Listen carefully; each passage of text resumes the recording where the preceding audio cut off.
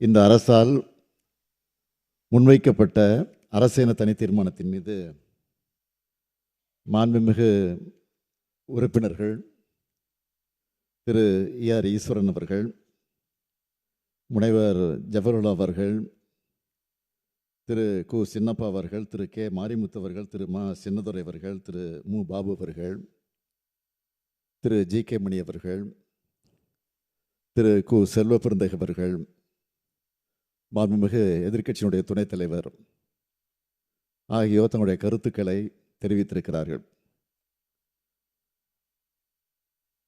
அதற்காக முதலில் அவர்களுக்கெல்லாம் என்னுடைய நன்றியை தெரிவித்துக் கொள்ள விரும்புகிறேன். ஆனால் இன்றைக்கு எதிர்க்கட்சி தலைவர் அவர்கள் பிரதமர் அவர்கள் வருகிற காரணத்தால் அவரை சந்திக்க சென்றிருக்கிறார். இதே கருத்தை அவர் சந்திக்கிற போது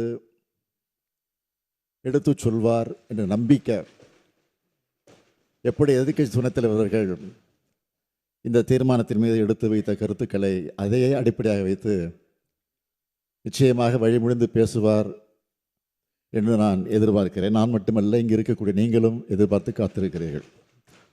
தமிழ்நாட்டு மக்களும் காத்து கொண்டிருக்கிறார்கள். எனவே எதிர்க்கட்சி துணைத் தலைவர் பேசுகையில் ஏதோ ஒரு தோற்றத்தை உருவாக்கக்கூடிய வகையில் இந்த தீர்மானம் இங்கே கொண்டு வரப்பட்டிருக்கிறது என்ற ஒரு செய்தியை இங்கே எடுத்து சொல்லி பதிவு செய்திருக்கிறார்.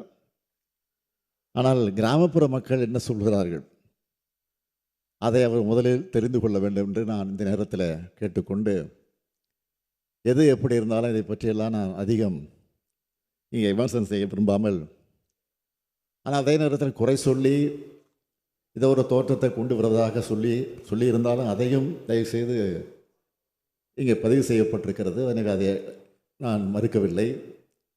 இருந்தாலும் நாம் கொண்டிருக்கக்கூடிய கொள்கைகளை ஏதோ உறுதியாக இருப்பது போல தோன்றுகிறது.